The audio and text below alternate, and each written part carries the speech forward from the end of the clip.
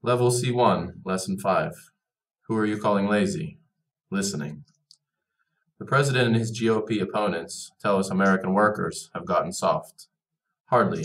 Perhaps the best news I've heard in this dreary year is that Bruce Springsteen and the E Street Band are gearing up for another tour. We need the boss more than ever, in part because few of our leaders are extolling the American worker. President Obama is being hammered by Texas Governor Rick Perry, Republican, for saying Americans have become a little bit lazy.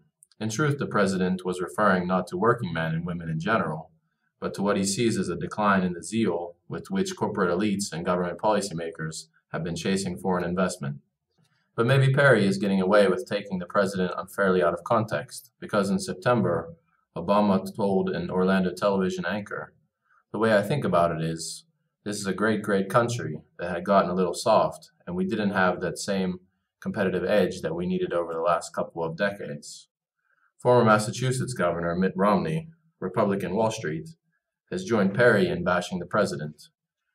Too bad way back in 2010, Romney seemed to agree with Obama's view, writing in his campaign book, No Apologies, that Americans have tended to avoid the hard work that overcoming challenges requires.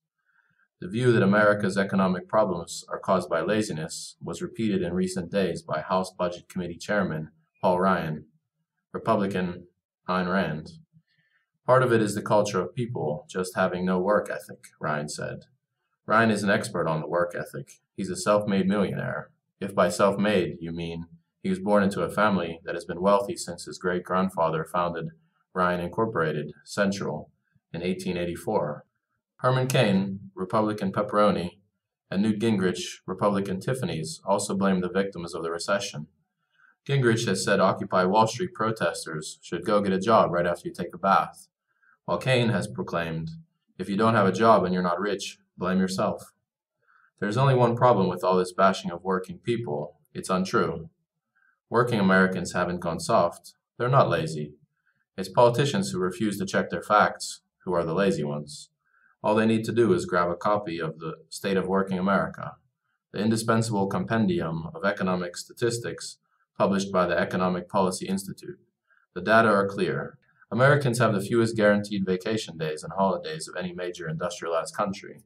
By law, workers in Britain are guaranteed at least 4 weeks paid vacation. The industrious Germans get the same plus 10 paid holidays. The Japanese, famous for their work ethic, have a statutory minimum of 2 weeks paid vacation. We Americans, 0. There are no laws that guarantee us even a week's paid vacation, nor even 1 paid holiday. Americans work more weeks per year than any industrialized country except Japan. The average American works 46.7 weeks per year, eclipsing by far the Germans, 41.7, the Brits, 43.3, the Canadians, 44.8. The Swedes have a budget surplus and the best performing bonds in Europe. They also work just 38.8 weeks per year.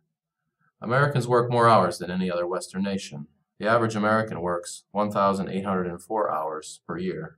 Those slackers in Germany work just 1,436. The productivity of American workers is world class. The Japanese gross domestic product per hour worked, one measure of productivity, is only 71% of the U.S. rate. Canada comes in at 81% and the United Kingdom at just 89%.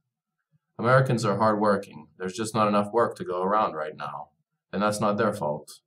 Lawrence Michel, the director of the EPI, says, "I'm not sure there's any metric that would show U.S. workers as lazy.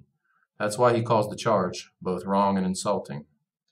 I can't wait to hear Springsteen and the band sing about the working life again.